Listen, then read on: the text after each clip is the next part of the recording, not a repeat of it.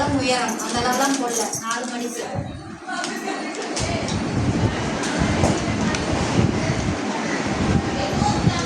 இந்த 1.5 வைப்போம்ல, இந்த இடத்துல 3.5, இந்த 1.5 இன்ச்சு, இந்த கோடு, இந்த வளைவு எல்லாம் போடுவோம்ல. எப்போ போடுவாங்க? கையோட கீழ் அளவு ப்ளஸ் தையலுக்கு சேர்த்து அதையும் கட் பண்ணி வச்சுக்கோங்க. கையோட கீழ் அளவு ப்ளஸ் தையலுக்கு இங்கே எவ்வளோ சேர்க்கணுமோ அந்த அளவு சேர்த்து இதையும் மார்க் பண்ணி வச்சுக்கிறீங்களா? இது வரைக்கும் எப்போ போடுறது தானே. இந்த உயரத்தில் 2 இன்ச்சு, இங்கே 1.5 இன்ச்சு, இந்த கார்னர்லேருந்து உயரத்தில் 2 இன்ச்சு, இந்த கார்னர்லேருந்து இங்கே 1.5 இன்ச்சு, ஸ்ட்ரெயிட் கோடு போடாமல் லைட்டாக வளைவு.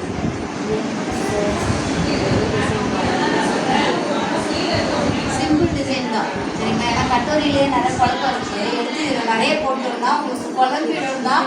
சிம்பிள் அதை மட்டும் எனக்கு விட்டுலான்னு நினச்சேன். சரி ஒரு சிம்பிளாக எடுத்து விடுவோமேனு. இதை கட் பண்ணிட்டீங்கன்னு வச்சுக்கோங்க. இந்த வளைவை கட் பண்ணிட்டீங்கன்னா நார்மல் கை எப்பவும் போல்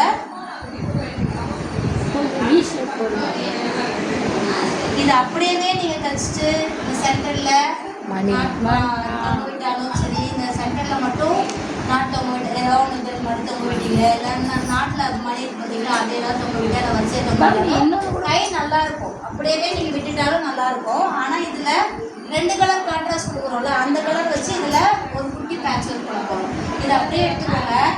லைனிங்கை அப்படியே கீழ்ப்பக்கம் ஷார்ப் எப்படி இருக்கோ அதுக்கேற்ற மாதிரி தைச்சு அப்படியே திருப்பிக்கிட்டிங்கன்னா உள்ளே போயிடும். படிமான தையல் போட்டு வச்சுக்கோங்க. இது ரஃப் தையல் போட்டு மேல் துணி ஏதாவது லைனிங் துணி கரெக்டாக கட்டணும். மேல் துணி எப்பவுமே எக்ஸ்ட்ரா இருக்குன்னா இந்த எக்ஸ்ட்ரா இருக்கிறதெல்லாம் கட் பண்ணி வச்சுக்கோங்க.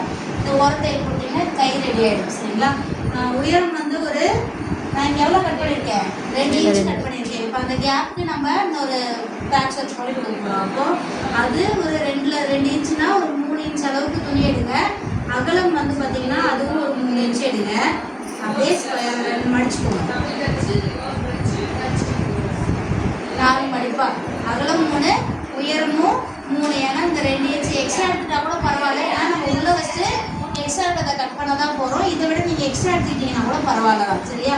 இதை எடுத்துக்கிட்டு இந்த இடத்துல ஒரு 1 இன்ச்சு, இந்த இடத்துல ஒரு 1 இன்ச் அப்படி இல்லை 1 இன்ச் தான் வைக்கணுமானா மிடில் கூட பார்த்து வைக்கலாம் சரிங்களா? மிடில் கூட வச்சுட்டு இந்த பாதியில் அப்படியே வளைவு கொண்டு வந்து டச் பண்ணிக்கிட்டீங்கன்னா இதை டச் பண்ணிங்கனாவே ஒரு வளைவாக வந்துடும். இதை கட் பண்ணிக்கோங்க. மேலே ஸ்ட்ரெயிட்டாக தான் இருக்குது, கட்டமாக தான் இருக்குது. இதை கட் பண்ணேன்னா இந்த பீஸ் எப்படி வரும்னா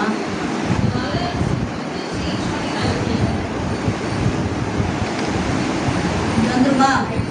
4 மடிப்புல ஒரு கைக்கு சரியா? 2 மடிப்பு ஒரு துணியும் இல்லை லைனிங் நீங்கள் போட்டுட்டாலும் சரி, இல்லை இது கொஞ்சம் பீஸ் பேட்ச் ஒர்க் தானேன்னு 4 மடிப்பு போட்டிங்கன்னா ஒரு கைக்கு தான் வரும். இது அப்படியே இந்த இடத்துல பால் ரெடி பண்ணிங்கல்ல, அந்த ஒன்றுத்துலேயே நம்ம யூஸ் பண்ணவே இல்லைல்ல, இது ஒன்றுக்கு தான் யூஸ் பண்ணுவோம் சரிங்களா? குட்டி குட்டி பால் சைஸ் ரொம்ப தடித்தடியாக இருக்கக்கூடாது. மீடியம் சைஸ் 3 mm பீட்ஸ்னா எப்படி இருக்கும்னா நான் பால் சுற்றணும் பார்த்தீங்களா, அந்த சைஸ் சுற்றி காமிச்சால பால் அந்த சைஸ் எடுத்துக்கோங்க. கேப்பு 1/2 இன்ச்சுக்கு ஒரு பால் வச்சுக்கணும். இந்த ஓரம் வேண்டாம், ஒரு 3/4 இன்ச்சு விட்டுருங்க. ஏன்னா நம்ம அதில் உள்ள அட்டாச் பண்ணும்போது வேஸ்ட்டாக தான் போகும். ஒரு 3/4 இன்ச்சு 2 பக்கம் விட்டுருங்க. ஏன்னா நான் அந்த கைக்குள்ளே உள்ள வச்சு அட்டாச் பண்ணும்போது அந்த பிசுக்கு கவர் ஆகணுன்றதுக்காக அட்ஜஸ்ட் பண்ணி தான் வைப்பேன். அதனால 2 பக்கம் 3/4 இன்ச்சு விட்டுட்டு அதுக்கப்புறம் நெருக்கமாக பால் வச்சாலும் சரி, இல்லை அளவு கேப்பு ஒரே அளவு பால் வச்சாலும் சரி. எப்படி வைக்கணும்னா பால் இந்த மாதிரி இருக்கும், பிசு இந்த சைடு இருக்குல்ல ஒரு துணியில். எத்தனை மணி போட்டோம்? 4 மணிக்கு ஒரு பார்த்து கைக்கு தான். அப்போ இன்னொரு 4 மணிக்கு போட்டோம். மொத்தம் 8 மணிப்பாக கட் பண்ணிக்கணும். இதில் 2 பீஸ் மட்டும் எடுத்துக்கிட்டேன். 2 பீஸில் ஒரு பீஸில் மட்டும் இதை பால் அப்படியே இந்த சைடு வச்சு இந்த 3/4 இன்ச்சோட ஸ்டாப் பண்ணிக்கிறேன். அப்புறம் இன்னொரு பீஸ் தூக்கி வைங்க. கரெக்டாக அந்த பாலோட எட்ஜில் வர மாதிரி தையல் வர மாதிரி தைங்க. திருப்பிக்கோங்க. திருப்பிக்கிட்டிங்கன்னா இந்த ஓரம் எப்படி வரும்னா ஒரு பால் 3/4 இன்ச்சு தள்ளி தானே வரும். இது வரைக்கும் நம்ம ஃபினிஷ் பண்ணுவோம். தைக்கிறதுக்கும் அந்த ராஸ்டர் தான் தைப்போம். ஆனால் அந்த 3/4 இன்ச்சு கேப் இருக்கும், ஒன்றுமே பால் இருக்காது. அதுக்கப்புறம் மட்டும்தான் இந்த பால்ஸு கரெக்டாக அந்த தலை மட்டும் தான் தெரியணும். நூல் சுற்றுனதோ தெரியக்கூடாது. கேப் ஒரே அளவாக இருக்கணும். திருப்பிக்கிற ஓரத்தை போட்டுக்கிறேன் சரிங்களா? இது வரைக்கும் புரிஞ்சுதா? வளைவு மட்டும் புரிஞ்சுதா? சைட்லலாம் எதுவுமே நான் தைக்கவே இல்லை. இதை அப்படியே கொண்டு வந்து உள்ளே கரெக்டாக எவ்வளோ தூரம் நமக்கு வேணுமோ கரெக்டாக எவ்வளோ தூரம் தெரிஞ்சால் தனியாக ஆட்டோமேட்டிக் இப்படி தெரியக்கூடாது. அப்போ அந்த ஸ்லீவில் ஏன்னா 2 இன்ச் நம்ம கட் பண்ணியிருக்கோம்ல, அதுக்கேற்ற மாதிரி இருந்தால் தான் அழகாக இருக்கும். அப்போ நான் அதுக்கேற்ற மாதிரி எப்படி வருதோ இந்த கையோட கார்னர் பார்த்தீங்களா, அதுக்கு நேராக வர மாதிரி உள்ளே கரெக்டாக இந்த பீஸை வச்சுக்கிட்டேன்னா இந்த பால்ஸு கான்ட்ராஸ்ட் கலரு, கையோட கலர் பால்.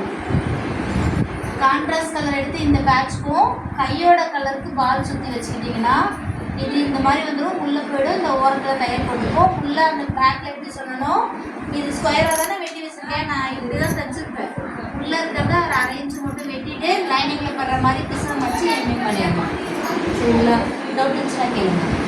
எப்பவுமே உள்கை லாஸ்ட்டாக தான் கட் பண்ணிக்கணும் டிசைனிங் ட்ரெஸ் பொறுத்த வரைக்கும். இதுக்கு நான் உள்கை வெட்ட சொல்லிட்டேன்னு வச்சுக்கோங்களேன், அதே பழக்கம் உங்களுக்கு வந்துடும். வேறு ஏதாவது தைக்க நம்ம செட் பண்ணும்போது கஷ்டப்படுவீங்க.